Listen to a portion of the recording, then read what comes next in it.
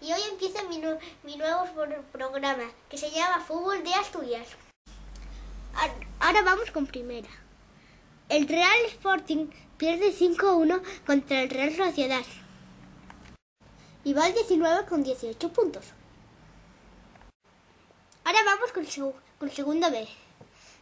El Real Oviedo ganó 3-0 al Celta B. El Marino de Luanco ganó al Toledo 2-1 y el Sporting B perdió 2-4 contra el Rayo Vallecano. Con este resultado, el Oviedo va tercero con 40 puntos. El Marino de Luanco el 12 va el 12 con 27 puntos. El Sporting B va el 13 con 27 puntos. Ahora vamos con la tercera división. Gijón Navia 1-1. Coyoto Pumarín 2-2. Navarro Universidad 1-2. Condal Ceares 2-0. Covadonga Llanes 1-1.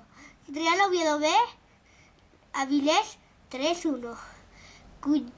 Cudillero Tuilla 3-1.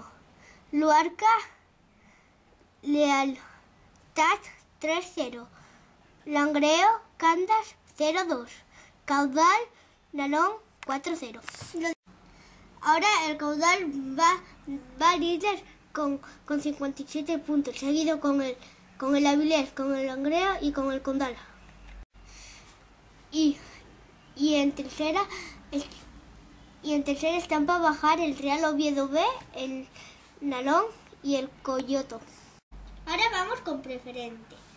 El Lenense ganó el 2-1 contra el Valdesoto y el Campomanes perdió 3-2 contra el Tapia.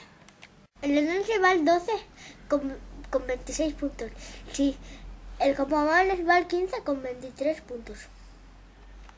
Nos despedimos hasta la otra semana.